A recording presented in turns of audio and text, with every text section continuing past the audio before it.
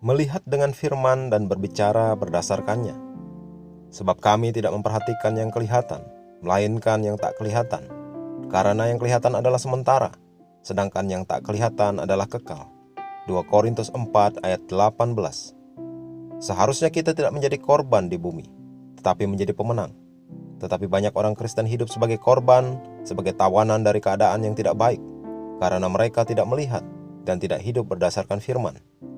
Berbagai penderitaan, tekanan, dan kesulitan dalam kehidupan bukanlah penyebabnya. Paulus di dalam ayat pendahuluan dari ayat pembukaan kita menyebutnya penderitaan ringan yang sekarang ini. Dengan kata lain, bagimu masalah itu atau keadaan tidak baik bisa saja telah berlangsung selama 10 tahun, tetapi hal itu bisa berubah dan dijamin akan mengerjakan bagimu kemuliaan kekal yang melebihi segala-galanya. Bagaimana caranya? Jawabannya ada di ayat pembukaan yang telah kita baca. Berhentilah melihat pada keadaanmu yang terlihat sekarang. Lihatlah pada yang tak terlihat. Ketika engkau melihat yang tak terlihat, pengalaman padang gurun akan berakhir. Lihat Tuhan melakukan hal-hal yang hebat di dalam hidupmu dan melalui hidupmu tahun ini. Lihat dirimu menjadi makmur, sehat, bersemangat dan kuat. Lihat dirimu sedang berjalan dalam kemenangan dan kemuliaan Tuhan. Lihat gambar itu. Terimalah dan berbicaralah berdasarkannya. Ingat kisah Abraham dalam Kejadian 17.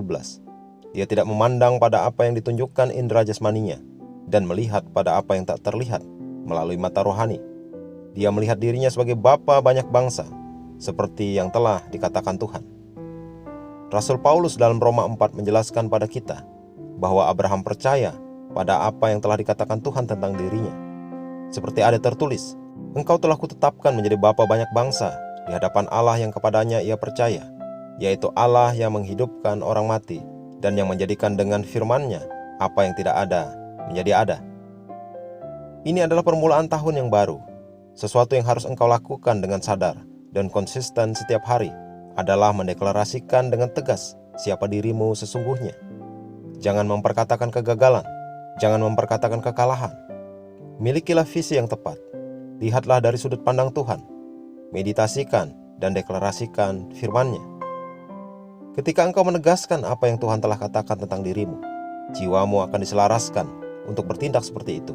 Apapun yang Tuhan pernah katakan tentang dirimu, setujuilah, percayailah, dan tegaskanlah pada dirimu dengan konsisten.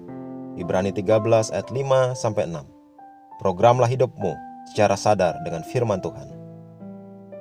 Mari kita mengucapkan pengakuan. Aku melihat diriku membuat kemajuan dengan langkah-langkah raksasa. Langkahku sebagai orang benar bersinar makin terang sampai pada hari yang sempurna. Fokusku adalah pada Tuhan dan firman-Nya. Hikmat-Nya menuntun dan menguasai hidupku. Aku melihat dan berjalan dalam kemenangan, kesehatan, kemakmuran dan sukacita, sekarang dan selamanya, di dalam nama Yesus. Amin.